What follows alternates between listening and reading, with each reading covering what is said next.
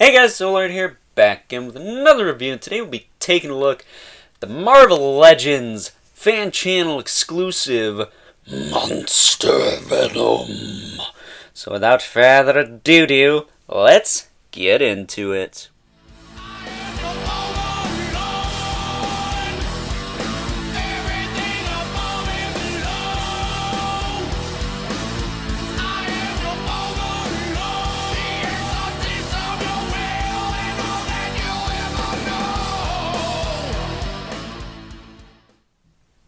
Starting off with aesthetics and articulation, and if you're at all familiar with the previous Monster Venom that was a Build-A-Figure a couple of years ago, you're pretty much going to feel right at home here. That was very southern here. So, taking a look, see? This dude is... If he ain't singing death metal, I don't know what he's doing. Looks awesome, though. Look at that. That head sculpt. This is the best comic Venom I think they've done. Not this particular one. I think the Matt Gargan one, the paint on the spider's a little better. I just prefer the Eddie Brock stuff, which, looking at that, I mean, you can see it's okay. It's not perfect. Could be a lot better. Hell, I could Photoshop it to look better than that. But, yeah, you can see on the back where it really misses the mark. That's the worst offender right there, this one. That's the worst offender. If that went up just ever so slightly, that would look way better. But they did it pretty decent on the other side, but again, it's not great. It is just the back, though, so it's not as bad as it could have been. So yeah, really awesome looking figure. Anyone else think they should reuse this for a Venom the Madness? Let me know in the comments. But articulation on this guy, it's the same as the previous. He can do the crazy upside down head thing, if that's your thing. A little bit of side to side out of that. He can look up and down. So that's cool. I got really well painted eyes and teeth on mine. Nothing sticks out like the spider. Shoulders go out to the side pretty far. Not crazy, but I'd say far enough. Sorry, it's a little dark. Full 360, bicep swivel, single jointed elbow, but ooh boy, those are not loose. There you go. You get pretty much a 90-degree bend out of that, and he can claw his own face. Or he can just be like, oh my god, why did they make me on Hyperion before? That was too perfect. It's got a swivel in the wrist, as well as a hinge. Appropriate hinge, and I almost thought this was a different hand sculpt, but I think the fingers are just splayed out due to how it came out the mold, so that's kind of neat. It's a little different. Ab crunch goes that far forward, goes that far back. There is a little bit of weeble wobble in there, but it locks into place. It's nothing to worry about. Definitely not like the Cobra Ninja I got a few weeks ago. This is a lot better than that. Waist swivel is, I think, a little better than the previous version, at least for me.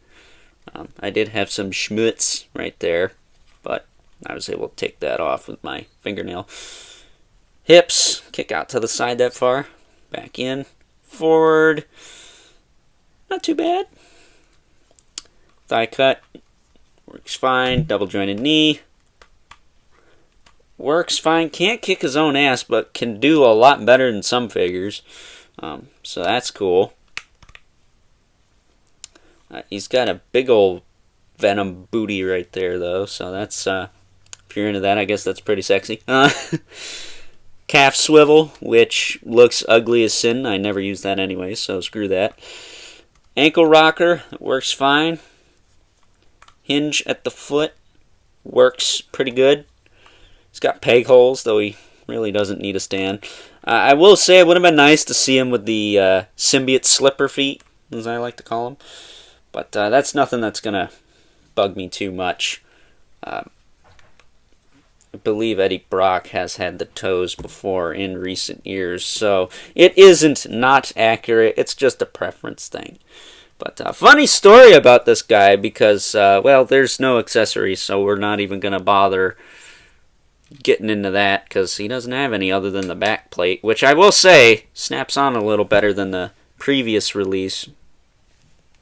But a funny story about this guy, I pre-ordered him at my local GameStop in March of 2020, the week of St. Patrick's Day. I want to say the day after St. Patrick's Day, because I had originally pre-ordered the Mortal Kombat Spawn, which you all know is like the channel mascot next to Brother Mandibulus nowadays.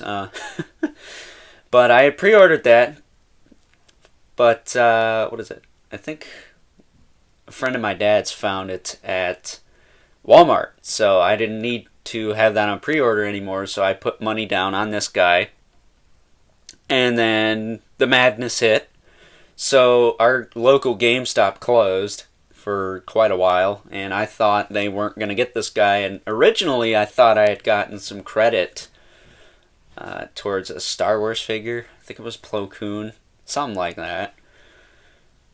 But last Wednesday, I want to say it was, we got a phone call from GameStop saying they got this guy in. So I guess, like BBTS, they ordered more because BBTS had him on pre-order for the longest time later last year. So I guess Hasbro went and decided to make more. So hopefully he's a little bit easier to get. But yeah, that's kind of a funny story. GameStop fulfilled my pre-order damn near a year after I pre-ordered it and thought it was quote-unquote canceled because they never got them in the store. If that ain't commitment, I don't know what the hell is. And also, I got this guy for half price, so not too shabby. But with that being said, since there is no accessories to talk about, let's move on, and/or in this case, just take a look at some size comparisons. Taking a look at some size comparisons, here's the newly released Monster Venom next to his Build-A-Figure counterpart from a couple of years ago. I believe that's supposed to be Matt Gargan on the left there, and the Venom Pool Build-A-Figure on the right. Up next, here he is next to Carnage from the Venom Pool wave on the left, and I think he actually makes for a good companion piece to this guy. And then on the right, we got our movie Venom. And last but certainly not least, got our two regulars at the Mythic Legion's Brother Mandibulus on the left and the Mortal Kombat 11 Spawn on the right. Another Todd McFarlane creation. Shout out to Todd McFarlane. But with that being said, time to wrap things up with some final thoughts. Overall, and is it any surprise to anyone, this is the best comic book Venom we have as far as Marvel Legends goes. The best Venom overall in Marvel Legends, it's kind of a toss-up between this guy and the movie Venom. I think if you were to put them together, you would have the quintessential, perfect, all-around, more or less comic Venom again, but you know what I mean. But the fact that they re-released a really solid Build-A-Figure in a paint scheme that most people are probably going to prefer over said Build-A-Figure was definitely a smart move on Hasbro's part, albeit the spider symbol is not the cleanest, and it would have been nice to get some extra accessories with this guy, maybe some extra hands, maybe a half symbiote, half Eddie Brock head, Eddie Brock being consumed by the symbiote, maybe with some teeth on the bottom, something really gnarly looking, because this guy doesn't have any accessories.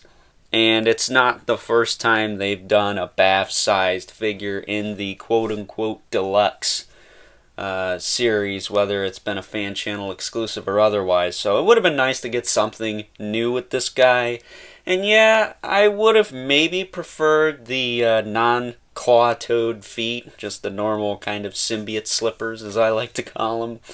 But I'm going to be honest, that's nothing that really bugs me. The only gripe I would say I have with this figure is the paint on the spider. It's not the best. It's okay from the front, kind of shoddy on the back, but again, I don't think any of them are going to be perfect, so it's whatever at this point. It's nothing that's really going to detract me from this figure. This is, I think, going to replace the Baff as far as being on my desk. I mean, I just prefer the Eddie Brock colors over the Mac Gargan colors. So, yeah, with that being said, I would highly recommend you pick this guy up. If you still can. I know he was a pre-order on a lot of different places, so hopefully he's still available. And I've yet to get the toxin on this body, so I'm hoping to do that soon and have a review of that up for you guys. And yeah, but again, with that being said, hope you guys enjoyed this review. Don't forget to like this video and hit that subscribe button as well as the notification bell so you know whenever I upload more reviews like this one. Stay tuned. I got tons and tons of stuff from last year. I'm just playing catch up on it. We got those Deadpool movie figures still outside of the 2-pack, which is getting mad views, by the way. Thanks a bunch for that. Speaking of mad views, my Cobra Viper video just surpassed 400 views the other day, and yeah, that's really cool. That's something I wasn't sure how that was going to do. I mean, yeah, it's new, but you never know. You never know. And I'd actually like to give a couple of shout-outs to X-Manny and Toyshiz for checking out my latest video, my top 10 favorite Marvel Legends of 2020, which this guy does make an appearance on.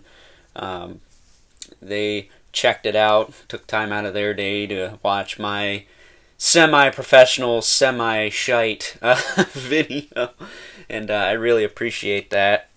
And I'd also like to mention in that video, I think I stated when I was talking about Venom I had a designated spot for Baffs. I did not go over that in the beginning of the video.